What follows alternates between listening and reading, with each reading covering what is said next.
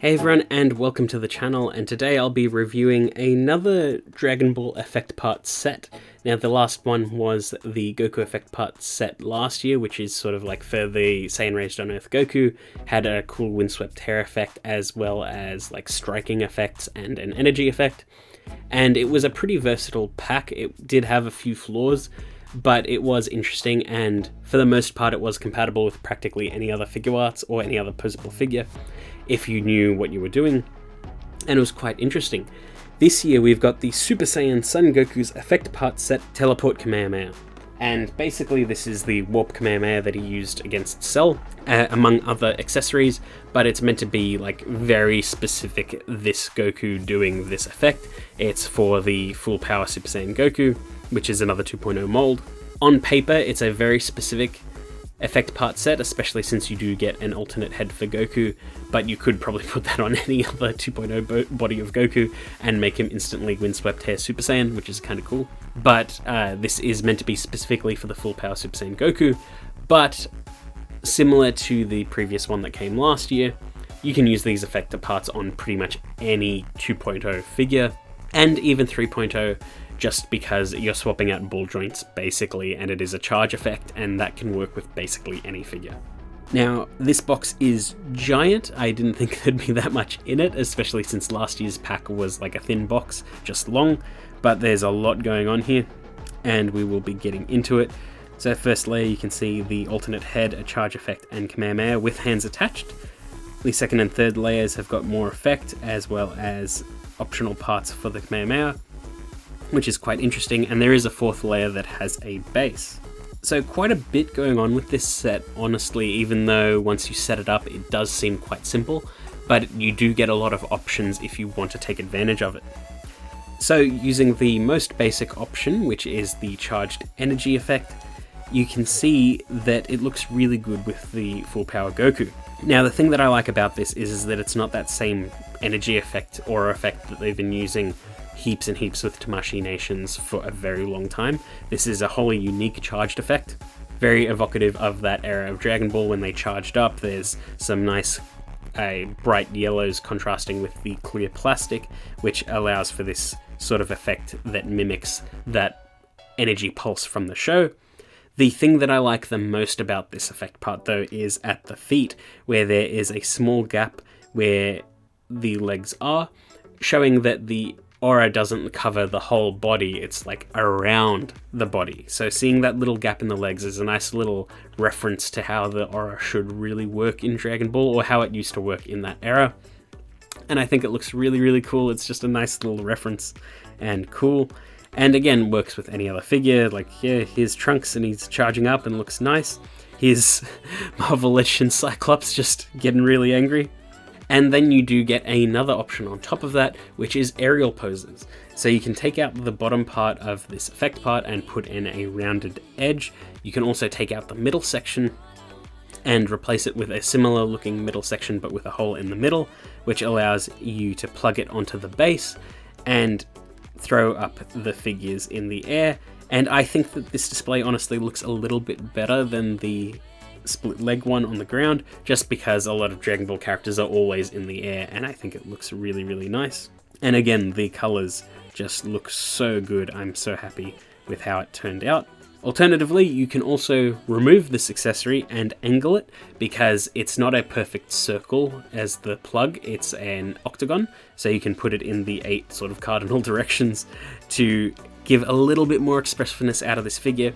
You can use it as like a flying effect like I've done, or you can use it like they're shooting a giant ball of energy if you angle it just right, which is really, really cool. The stand arm, which I unfortunately didn't really film, is also really good. If you ever build Gundam, it's very similar to the bases you'd get for HGs or MGs, where they come in multiple parts and you can lock it at certain sections to lock the entire thing into place and keep it really stable. But for some reason I just didn't really film it. But it is a fairly standard stand arm, but it is cool how it attaches to everything and has a clip at the end that allows you to hold up the figures. The other cool accessory is the Kamehameha itself. Now this is a full beam. It is in 3 parts, which is the part connected to the hands, the beam itself, and then the finishing blast. It can fit on an included stand arm, which allows for decent standing poses and looks rather good. It slots into the hands no problem, and pretty much any 2.0 figure that can cross their arms over can achieve this pose without issue. Doesn't need to be just Goku, it can be really anything. Even the 3.0 figures can do it without issue. And this display looks really nice with the new head sculpt and the aura effect. And speaking of the new head sculpt, might as well track back a little bit. So it is a windswept hair piece with a new shouting face, which is really good because the faces on the full power Goku aren't really that good. There's just something about them that doesn't read correctly as Goku to me. But it is nice to have these now, and the windswept hair looks pretty good. It is very actiony, and this head sculpt is compatible with any of those faces, and vice versa. You can bring the new face to the old head sculpt as well, and that looks rather nice. Now back to the effect part set, you can segment the Kamehameha and take out the beam and the hand part and have it shooting out as an actual like flowing energy effect, almost like an energy blast, which is cool. It's nice to have that as an option. It is a little bit hard to angle it just right to make it look realistic, just because the stand arm that's included isn't super tall, so at most you can get sort of angles like I've done where it looks like the Kamehameha is traveling at a distance in a straight line instead of like up or down. But it's perfectly fine as is, and it's a cool little accessory to have. And I just had a lot of fun with this effect part set. I just had fun just chucking any different figure I had into the air with the aura effect, because some of them looked better with it or without it. I really like the Kamehameha effect. I loved trying to angle it up as high as I could with different Gokus, or angling it down as much as I could, because at the very bottom of the base is a ball joint, so you can angle it just a little bit.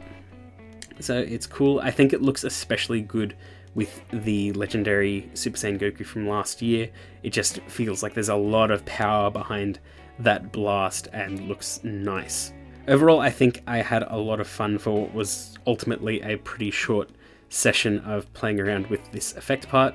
I should have taken more video of the actual base, well, because one of my criticisms of this effect part set is the actual base that it comes with, because it is designed like a wasteland sort of thing, and I do like the idea that it's sort of like contextual, that we get to see sort of like a battle arena sort of thing going on. Like, they don't usually have diorama type stuff with Dragon Ball things, especially like the effect part sets, and I do think it's interesting that they're trying something like this, but it feels incredibly superfluous, because fine, yeah, it's a brown base, but then you get these 3 little rock parts that you put into it to make it look like a wasteland, or at least try to look like a wasteland, and like, there's no point to them. They're really tiny, and they plug into these specific holes on it, and it'd be way different if these holes were compatible with, say, like a Tamashii Nation stand, but they're not. The plug is way too big for them, and it feels awkward because, like, if you had them for a Tamashii Nation stand, you could have a bunch of characters playing around in this, like, aerial battle with the effects going every which way, but you can't. You can literally just plug in these rocks. If you got more than one of these sets, then I guess you could sort of set it up like that, but then you'd have more than one base, and it seems sort of unnecessary at that point.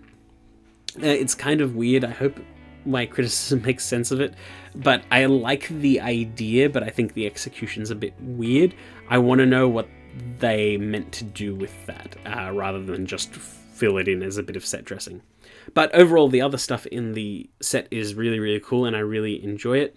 I think I had more fun dealing with this set than I did the Goku set last year, especially since the one last year I had to sand down a lot of those ball pegs to make sure that the plastic didn't break. Everything here feels really solid and really fun to use, and I really enjoyed it a lot. But yeah, that's pretty much it. I hope you enjoyed that video, and I will see you all next time.